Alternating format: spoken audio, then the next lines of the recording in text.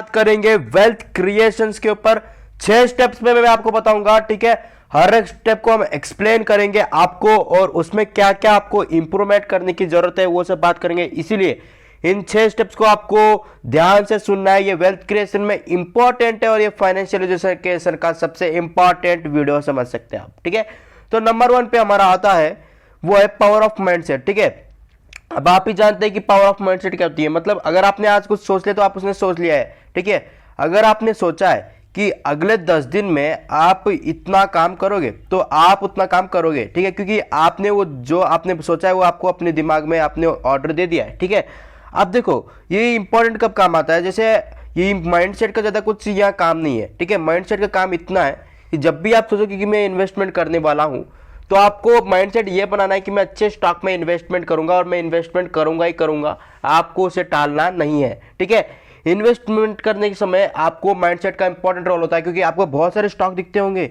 जो आपको बहुत अच्छा खासा प्रॉफिट दिखा रहे होंगे। ठीक है, बट ट्रेडिंग हो जाए या इन्वेस्टमेंट हो जाए, ठीक है, आपको पहले प्रॉफिट पे नहीं जाना है, पहले वो कैसे चल रहा है उस पे जाना है। ठीक है, हाँ आप ट्रेडिंग में प्रॉफिट पे जा सकते हैं क्योंकि वो शॉर्ट टर्म है, उसमें इतना फर्क नहीं पड़ सकता है, बट फिर भी आप उसमें एक बार टेक्निकल एनालिसिस करोगे ना। ठीक है, उसी प्रकार आपको इन्वेस्टमेंट में सबसे ज़्यादा फर्क पड़ता है उसके कंपनी के जो फाइनेंशियल से वो कैसे काम कर रहे हैं। ये फर्क नहीं पड़ता कि उसने कितना प्रॉफिट दिया है, क्योंकि हो सकता है कि अगर फाइनेंशियल उस टाइम खराब हो और अभी अच्छे हों। ठीक है, इसीलिए उस पर आपको ध्यान देना है।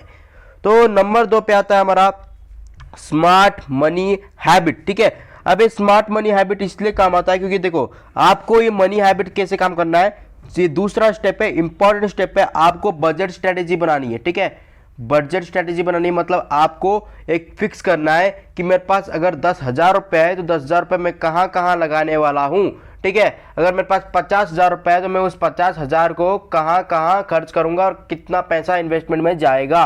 ठीक है, वो आपको पहले याद रखना है, उसका आपको एक बजट स्ट्रेटेजी अलग से आपको बनाना पड़ेगा। ठीक है, उसके पश्चात डेब्ट मैनेजमेंट, मतलब अगर आपने कहीं से उधार लिया है, ठीक है, तो उधार चुका दो, कहीं से वो लोन लिया है तो लोन चुकाओ। ठीक है, क्योंकि अगर उसे बैलेंस रखोगे, अगर उधार पे हो सकता है कि इंटरेस्ट लग जाए, लोन पे आपका इंटरेस्ट बढ़ेगा। ठीक है, इसीलिए आपको डेब्ट मैनेजमेंट भी करना पड़ेगा। ठीक है, उसके बाद तीसरा इंपॉर्टेंस है वो है मल्टीपल इनकम स्ट्रीम्स आपको बनाने पड़ेंगे। मतलब जैसे अगर आप नौकरी में जा रहे हो और नौकरी में आप अगर 10 से 20,000 रुपये के बीच में आप कितना भी कमा रहे हो, ठीक है, मतलब आप कितना भी कमा रहे हो, मैं तो एग्जांपल दे रहा हूँ। ठीक है, तो आपको एक बात का ध्यान रखना है, वो जो पैसे आपको मिल रहे हैं वो हो सकता है कि आपके घर चलने में काम ना आए। ठीक है, तो आपको एक्स्ट्रा इनकम स्ट्रीम कहीं से बनाना होगा, चाहे आप एक्स्ट्रा वर्क करें, ठीक है, चाहे आप कुछ और काम करें, चाहे ऑनलाइन मोड हो या ऑफलाइन मोड। ठीक है, एक्स्ट्रा इनकम स्ट्रीम इसलिए काम आता है क्योंकि जैसे खर्चे बढ़ते हैं, ठीक है, तो टैक्स के लिए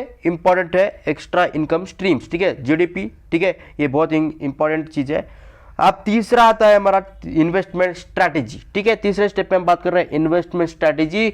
आपको इसमें इन्वेस्टमेंट स्ट्रैटेजी बतानी होगी कि मैं स्टॉक मार्केट में इतना इन्वेस्ट करूंगा, ठीक है, गोल्ड में इतना इन्वेस्ट करूंगा, ठीक है, सिल्वर में इतना इन्वेस्ट करूंगा। अब गोल्ड का मतलब आप फिजिकल गोल्ड में इन्वेस्ट कर रहे हैं या डिजिटल गोल्ड में। ठीक है, डिजिटल मतलब ऑनलाइन वाला गोल्ड, फिजिकल मतलब आप दुकान में जाके पैसा लगा रहे हैं, गोल्ड खरीद रहे हैं। ठीक है, तो इस चीज़ का ध्यान में रखते हुए आपको इन्वेस्टमेंट स्ट्रैटेजी बनानी है। अगर आपके पास 10,000 रुपये है तो सभी पैसा स्प्लिट कर दो, इसमें से 10,000 में से 2,500 रुपये आप लगाओ स्टॉक मार्केट। चलो आप बोलोगे भाई मैं 50% लगाऊंगा स्टॉक मार्केट के अंदर, तो 5,000 रुपये स्टॉक मार्केट में लगाओ और 2500 आप दूसरी जगह स्प्लिट कर दो। जैसे गोल्ड में 2,500 लगाओ और जो 2,500 आपके बचे हैं वो EMF मतलब ये बाकी आते हैं म्यूचुअल फंड्स, IPO, इन सब के लिए आप यूज़ कर सकते हो। ठीक है, चौथा स्टेप में आता है इनकम जनरेशन। सबसे इंपॉर्टेंट स्टेप है, मैंने जैसे कहा कि आपको मल्टीपल इनकम स्ट्रीम बनाना होगा। ठीक है, बट उससे पहले इन्वेस्टमेंट करने से पहले आपको पैसे की ज़रूरत पड़ती है। ठीक है, तो पैसे की ज़रूरत को ये पूर्ति करता है, मतलब अगर आपके नौकरी से पैसे आ भी रहे हैं, ठीक है, मैंने तो अभी बात की कि मल्टीपल इनकम स्ट्रीम से आप सिर्फ जैसे खर्चे के लिए काम आता है, बट इन्वेस्टमेंट के लिए भी सबसे इंपॉर्टेंट रोल ये प्ले करता है। क्योंकि जैसे अगर आपके नौकरी करने के बाद आपके पैसे टोटल बच रहे हैं सिर्फ 1,000 रुपये, तो आप 1,000 कहाँ कहाँ स्प्लिट करके पैसा लगाओगे।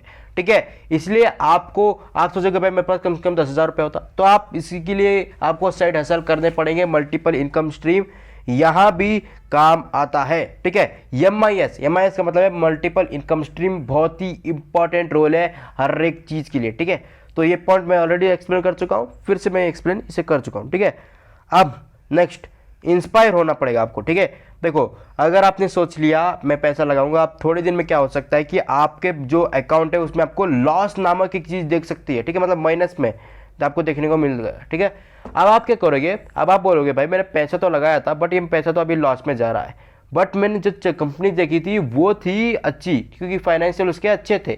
ठीक है, फंडामेंटल उसके अच्छे थे, बट फिर भी मेरे पैसे हो रहे हैं लॉस। तो अब मैं क्या करता हूँ, मैं और लॉस नहीं करना चाहता और इस पैसे को निकालना चाहता हूँ। ठीक है, ये पहला सोच होगा। बट अगर आपने इस सोच को कंट्रोल भी कर लिया, दूसरा सोच सोचो, मेरी बात सुनो मेरी बात। ठीक है, दूसरा सोच क्या होगा, जैसे ही वो आपका लॉस कवर करके प्रॉफिट की तरफ बढ़ेगी और आपने 10,000 रुपये लगाया, 10,000 में आपने 500 रुपये आपका बढ़ गया, अब आप क्या करोगे, उसे प्रॉफिट बुक कर लोगे। इसमें बुरी बात कुछ नहीं है। ठीक है, बुरी बात कुछ नहीं है, क्योंकि अगर आप ट्रेडिंग में कर रहे हो तो ये 500 रुपये तुरंत निकालना पड़ेगा, क्योंकि ट्रेडिंग उसी टाइम फ्लक्चुएट करती है। बट इन्वेस्टमेंट में ये थोड़ी बुरी बात ये है कि आपने इतनी देर तक इंतजार किया, ठीक है, लॉस के बाद भी इंतजार किया, आप थोड़ा सा क्या प्रॉफिट हो गया, आप उस पैसे को निकाल रहे हो। ठीक है, आप देखो वो हो सकता है कि वो जो 500 रुपये आपका प्रॉफिट था वो 5,000 रुपये प्रॉफिट में बदल जाए। ठीक है, किसे पता है। ठीक है, तो आपको थोड़ा सा वेट कर लेना चाहिए। ठीक है, एक एग्जांपल के तौर पे बता रहा हूँ। ठीक है, कंफर्म नहीं है कि 10,000 पे 500 प्रॉफिट होता है या 5,000 ही प्रॉफिट होता है। ठीक है, अगला है और आखिरी स्टेप है, वो है आपको लेना है एक्शन। आपने सब कुछ सोच लिया। ठीक है, पॉइंट नंबर 1 में आपने सोच लिया। ठीक है, मेरा माइंडसेट है, मेरा माइंडसेट का पावर बहुत अच्छा है, मैं आप इन्वेस्टमेंट करने वाला हूँ। ठीक है, सोच लिया। ठीक है, और आपने सोचा, उसके बाद दूसरे में आपने स्मार्ट मनी हैबिट्स मतलब कर्जा चुकाना शुरू कर दिया, अथवा कर्जा नहीं है तो बजटिंग स्ट्रैटेजी बना ली, पैसे को अलग कर दिया और आपने सोचा कि मैं 10,000 रुपये लगाऊंगा। ठीक है, अब तीसरे नंबर पे आता है इन्वेस्टमेंट स्ट्रैटेजी। आपने इन्वेस्टमेंट स्ट्रैटेजी भी पता कर ली कि मैं कौन से स्टॉक में कहाँ पैसा लगाने वाला हूँ, गोल्ड में कितना लगाने वाला हूँ। ठीक है, अनदर में कितना लगाने वाला हूँ। चौथा, इनकम जनरेशन।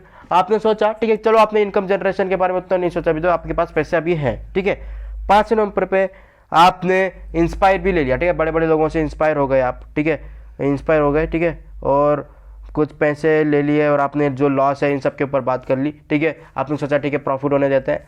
अब 6वें नंबर पे आपको एक्शन भी तो लेना पड़ेगा। अब एक्शन का मतलब समझो, जैसे आपने सोचा कि 10,000 रुपये लगाऊंगा तो आपको उसे लगाना पड़ेगा। ठीक है, उसके बाद जैसे आपने सोचा कि 10,000 रुपये जैसे ही मेरा 2,000 प्रॉफिट होगा मैं बुक करूंगा, तो आपको उसे बुक करना चाहिए। ठीक है, तो ये थे कुछ 6 इंपॉर्टेंट पॉइंट्स। ठीक है, तो आशा करता मेरा वीडियो आपको बहुत अच्छा लगा होगा, क्योंकि ये इंपॉर्टेंट स्टेप्स थे जो वेल्थ क्रिएशन में आपकी मदद कर सकते हैं। मिलते हैं अगले वीडियो में। ठीक है, तो इस वीडियो को एक लाइक कर दीजिए। ठीक है, क्योंकि देखो भाई हम जो इस कोर्स को बना रहे हैं इसमें थोड़ी बहुत मेहनत लगती है। ठीक है, तो इस वीडियो को आप एंड तक देख लिया करो। ठीक है, मिलते हैं अगले वीडियो के अंदर।